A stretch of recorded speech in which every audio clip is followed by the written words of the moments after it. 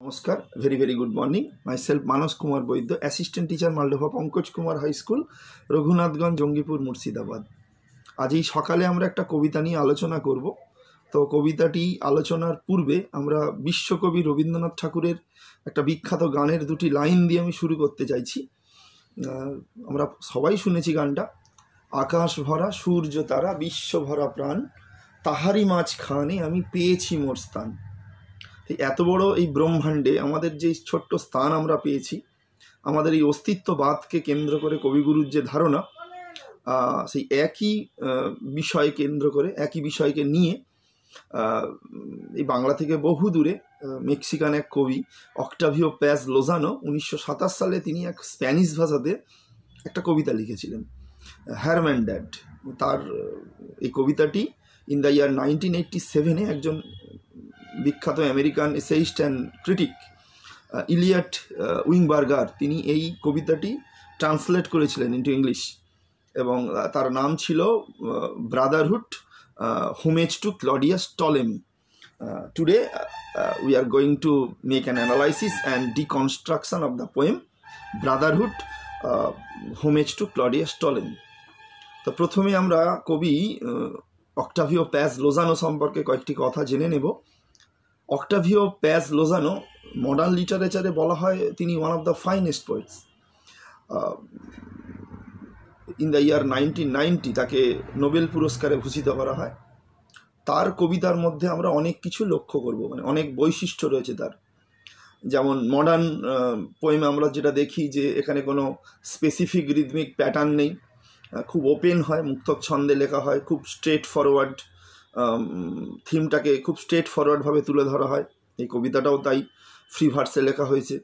তো এই Octavio Paz লোজানোর কবিতায় আমরা মার্কসিজম, কার্ল মার্কসের বিভিন্ন তত্ত্ব আমরা আলোচনা করতে দেখি। তার কবিতায় আমরা প্রচুর কিছু ব্লেন্ডিং পাই, মানে বুদ্ধিজম, হিন্দুইজমেরও অনেক কিছু পাই। তো যে দুটো কোয়ালিটি বা যে দুটো বৈশিষ্ট্য তার কবিতায় অত্যন্ত বিশেষভাবে পরিলক্ষিত হয়, একটা হচ্ছে সাররিয়ালিজম আর একটা হচ্ছে এক্সিস্টেন্সিয়ালিজম।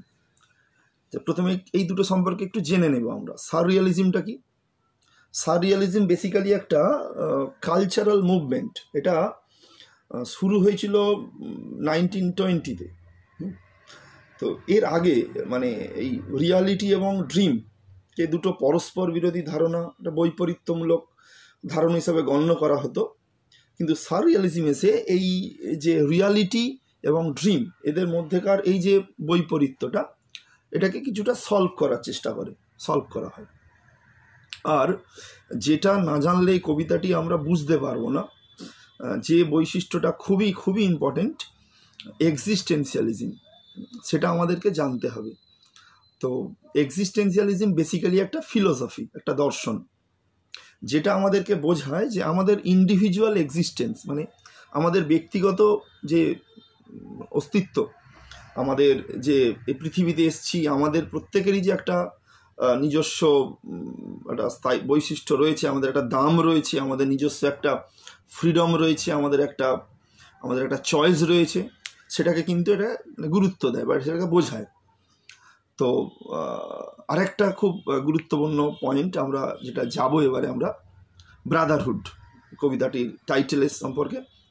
ব্রাদারহুড মানে আমরা জানি একটা মানে সৌভ্রাতৃত্ববোধ, যেটা বিভিন্ন মানুষে এবং আমাদের এই ব্রহ্মাণ্ডের প্রত্যেকটা কিছুর সাথে আমাদের একটা খুব সুন্দর সম্পর্ক আছে।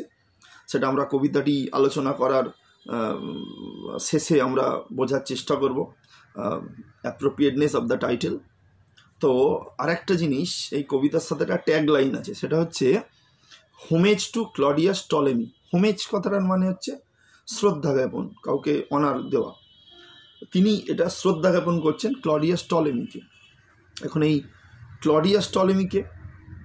ক্লডিয়াস টলেমি বহুদিন আগেকার একজন গ্রিকো ইজিপ্টিয়ান, একজন ম্যাথামেটিশিয়ান, একজন অ্যাস্ট্রোনমার, একজন অ্যাস্ট্রোলজার, একজন জিওগ্রাফার ছিলেন। তিনি অ্যারাউন্ড ওই 100 AD, 127 AD এরকম সময় নাগাদ একটা প্রথমে একটা মডেল আমাদেরকে তিনি ধারণা দেন, যেটা হচ্ছে জিওসেন্ট্রিক মডেল। যে মানে মনুষ্য জগৎকে, আমাদের মনুষ্য জগৎকে সৌরজগৎ বা নক্ষত্রমণ্ডল সম্পর্কে এনলাইটেন করেছিলেন তিনি, তার বিভিন্ন বৈশিষ্ট্য নিয়ে, তত্ত্ব নিয়ে। তাকে আমরা বলি জিওসেন্ট্রিক মডেল। সেখানে তিনি বলছেন এই যে সৌরজগৎ রয়েছে, এই যে ব্রহ্মাণ্ডে পৃথিবীটাকে সেন্টার করা হয়েছে এবং পৃথিবী স্থির, এবং পৃথিবীকে কেন্দ্র করে চন্দ্র, সূর্য, অন্যান্য গ্রহ নক্ষত্র ঘুরছে। এইটা তার এই মডেল বা তার এই তত্ত্বটা কিন্তু বহুদিন ধরে মানুষ এটা বিশ্বাস করত, ইভেন টিল রেনেসা পর্যন্ত, নবজাগরণ পর্যন্ত। তো নবজাগরণের সময় একজন কোপারনিকাস আমরা দেখব, কোপারনিকাস এসে কিন্তু এই থিওরিটাকে তিনি ভুল বললেন এবং তিনি একটা নতুন তত্ত্ব দিলেন, সেটা হচ্ছে হেলিওসেন্ট্রিক মডেল। হেলিওসেন্ট্রিক মডেল অনুযায়ী তিনি বলছেন যে না, পৃথিবী স্থির নয়, সূর্যটা স্থির, সূর্য হচ্ছে সেন্টার, সূর্যকে কেন্দ্র করে বিভিন্ন অরবিটে পৃথিবী বা অন্যান্য গ্রহরা ঘুরছে এবং পৃথিবীকে কেন্দ্র করে ঘুরছে চন্দ্র।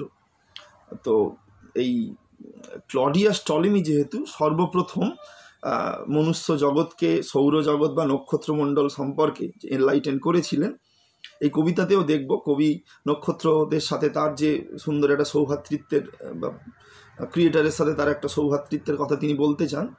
তাই তিনি এই কবিতার মাধ্যমে তিনি বলছেন যে আমি এটা ক্লডিয়াস টলেমিকে হোমেজ করতে চাই, মানে উৎসর্গ করতে চাই কবিতাটি। তো কবিতাটি মাত্র 8 লাইনের। অ্যাপারেন্টলি কবিতাটি পড়লে আমাদের বুঝতে একদমই অসুবিধা হওয়ার কথা নয়, কিন্তু কবিতাটি এত মাত্রায় ফিলোসফিক্যালি রিচ বা সিগনিফিক্যান্ট। তো কবিতাটির দর্শনটা, মানে কবিতাটির প্রত্যেকটা লাইনের মধ্যে লুকিয়ে থাকা দর্শনটা আমাদের বুঝতে হবে। কারণ অন্যান্য কবিতা হয়তো আমরা আউটার সারফেসে পড়ে অ্যান্সার করতে পারবো, কিন্তু এই কবিতাটির ভিতরকার লুকিয়ে থাকা ইনহেরেন্ট দর্শনটা যদি না জানি, এই কবিতা সম্পর্কে কিচ্ছু লেখার মানে সহজ হবে না, কিছু লেখা সহজ হবে না। তো আমরা কবিতাটি শুরু করতে যাচ্ছি। কবিতাটির শুরুতে আমরা দেখব কবি খুব সুন্দর একটা লাইন দিয়েছেন যে I am A man, little do I last. আমি একটা মানুষ, একটা মিয়ার হিউম্যান বিং। শুরু হচ্ছে আই দিয়ে, মানে ফার্স্ট পার্সন ন্যারেটিভ। মানে কবি বলতে চাইছেন, যেটা বলবো আমি এবারে, this are all my understanding, all my observations. এটা অন্যদের সাথে ডিফার করতে পারে। তো আমি মনে করছি এটা যে আমি একটা মানুষ, একটা সিম্পল মিয়ার হিউম্যান বিং, এবং লিটিল ডু আই লাস্ট, আমি এই খুব অল্প দিন এই পৃথিবীতে লাস্ট করব, বাঁচব। তো এখানে এর মধ্যে কবি বলতে চাইছেন যে আমরা উই আর নট ইমর্টাল, আমরা মোর্টাল। আমরা কিন্তু মানে অল্প কিছু দিনের মধ্যেই মানে আমাদের স্থায়িত্বটা থাকে। তাহলে এখানে একটা সুন্দর একটা কবিতা দেখছি যে শুরুতেই একটা পেসিমিজম, মানে নৈরাশ্যবাদ দিয়ে তিনি শুরু করছেন, যে আমাদের অস্তিত্ব নিয়ে তিনি একটা প্রশ্ন করছেন যে এই যে ব্রহ্মাণ্ড, মানে পরের লাইনটা একবার বলে নিই আমি, দ্য নাইট ইজ ইননার্মাস, রাতটা হচ্ছে খুব বড়, মানে অসীম। তো এই ব্রহ্মাণ্ডে, এত বড় ব্রহ্মাণ্ডে আমাদের যে এই যে ছোট্ট সময় আমরা পৃথিবীতে স্থায়ী হই, এইটা তার গুরুত্ব কতটা, তিনি সেই সম্পর্কে একটা নিরাশায় ভুগছেন। তিনি বলছেন যে মানে আমরা এই দুটো লাইন পড়লেই আমরা আমাদের অস্তিত্ব নিয়ে একটা প্রশ্ন করতে পারি, যে আমাদের এই এক্সিস্টেন্সটা এই ব্রহ্মাণ্ডের সঙ্গে যদি আমরা তুলনা করি, সেটা for the fraction of A time, মানে অতি নগণ্য, সমুদ্রের এক ফোঁটা জলের মতো। তো এই একটা মানুষ, আমরা অল্প কয়েকদিন বাঁচবো, কিন্তু নাইটটা হচ্ছে এনার্মাস। এবার এই দুটো কথা খুব ইম্পর্ট্যান্ট, একটা হচ্ছে নাইট আর একটা হচ্ছে এনার্মাস। নাইট কথাটার মাধ্যমে কবি বলতে চেয়েছেন যে আফটার ডেথ, মানে আফটার লাইফ, যেটা আমাদের ওয়ান্স উই ডাই, তারপর ডেথ যখন আসবে, তার পরেরটা কিন্তু আনএন্ডিং, কেউ জানে না তার পরেরটা কি, কেউ জানে না। আজকে যে মাটির ওপর দিয়ে আমরা হাঁটছি, 2-1 দিন পরেই সেই মাটিটাই হবে আমাদের মাথার ওপরকার ছাদ। সেই সময়ে যে সলিটিউড, সেখানে কেউ জানে না সেটা কি, হ্যাঁ, পুরোটা আনএন্ডিং একটা ব্যাপার, একদম পুরোপুরি ডার্কনেস। এবং আমরা এই পৃথিবীতে যখন আসি, ওই যে বললাম for the fraction of A time, কিছু দিনের জন্য এখানে পৃথিবীতে আসি, শেক্সপিয়ারের সেই 7 এজেস অফ ম্যানে পড়েছিলাম, আসি এবং কয়েকটা পার্টে প্লে করি আমরা। সেই সময় আমরা দেখি আমরা খুব সেলফিশ হয়ে পড়ি, আমরা খুব ইগোইস্টিক, মানে সেলফ ইগো আমাদের হয়, বিভিন্ন বিষয় নিয়ে we fight for securing more money, we fight for power, we fight for status. কিন্তু এগুলো খুবই শর্ট লিভড। এই পার্থিব জিনিসগুলো নিয়ে আমরা এতটাই মেতে থাকি যে আমাদের এই অস্তিত্ব, আমাদের এই পৃথিবীতে স্থায়িত্বটা কিছুদিনের মধ্যেই চলে যায়। চলে যাওয়ার পরে যে সময়টা, যখন আমরা সেই কবরের যে সলিটিউডের মধ্যে আমরা যখন চলে যাই, সেই সময়কার ব্যাপারটা কি কেউ জানে না কবি। তো কবিতায় খুব পেসিমিজমে ভুগছেন, খুব নিরাশায় ভুগছেন, তাই তিনি কবিতাটা শুরু করলেন যে একটা পেসিমিজম দিয়ে, যে I am a man little do I last but the night is enormous. তো ওই আফটার লাইফটা খুব এনার্মাস ব্যাপার, অন্ধকারটা পুরো অসীম, তার কোনো সীমানা নেই, কিছুই জানি না। কিন্তু ভেরি থার্ড লাইনে গিয়ে আমরা দেখব যে কেউ যখন নিরাশায় ভোগে, একটুখানি আশার আলো খোঁজার চেষ্টা করে, একটু ইন্সপিরেশান পাওয়ার চেষ্টা করে কোথাও থেকে, সোলেস পাওয়ার জন্যে, তো তিনি বলছেন বাট আই লুক আপ। মানে তিনি এখানে পেসিমিজম থেকে বেরিয়ে একটু অপটিমিজমে আসতে চাইছেন। যে যখন তিনি প্রশ্ন করছেন যে why I am in this world, এই পৃথিবীতে আমি কেন, অস্তিত্ব নিয়ে যখন তিনি প্রশ্ন করছেন, তখন তিনি বললেন আমি ওপরের দিকে তাকালাম, আকাশের দিকে তাকালাম, যে কি হচ্ছে। তো যখনই আমি আকাশের দিকে তাকালাম, আমি দেখলাম the stars right. Very very important line এটা। স্টার্স রাইট মানে কি? প্রথমে বলছি স্টার্স মানে হচ্ছে তারারা, নক্ষত্ররা। তো এই নক্ষত্ররা এই পৃথিবীতে, মানে আমাদের ব্রহ্মাণ্ডে রয়েছে মিলিয়ন্স ইয়ার্স থেকে, মানে পৃথিবী সৃষ্টির আগে থেকে হয়তো এই নক্ষত্ররা রয়েছে, এবং তারা সেখান থেকে আমাদের এই পৃথিবীর সৃষ্টি এবং পৃথিবীর সমস্ত যে এভলিউশন, বিবর্তন, সব কিছুর তারা কিন্তু সাক্ষ্য বহন করছে। তারা কিন্তু সব কিছু লিপিবদ্ধ করে যাচ্ছে যে পৃথিবীতে কি ঘটছে। কারণ তারাই হচ্ছে এই আমাদের হিউম্যানিটির উইটনেসেস।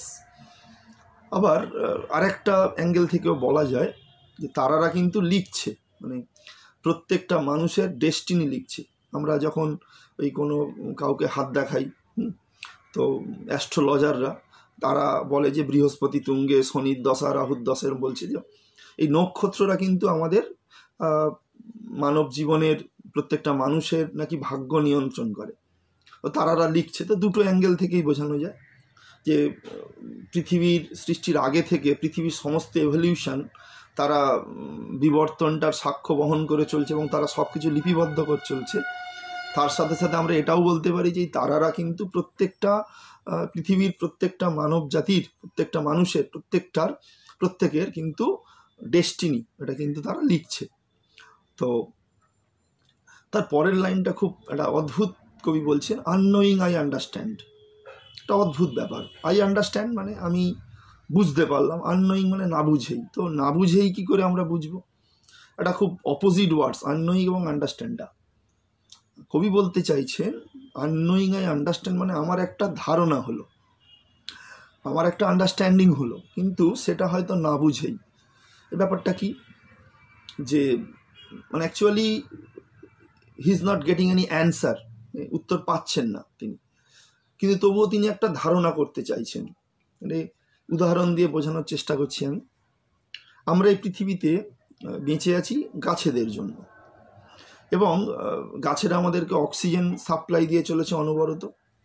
সিমিলারলি আমরাও কিন্তু গাছেদেরকে অনবরত কার্বন ডাইঅক্সাইডে সাপ্লাই দিয়ে চলেছি।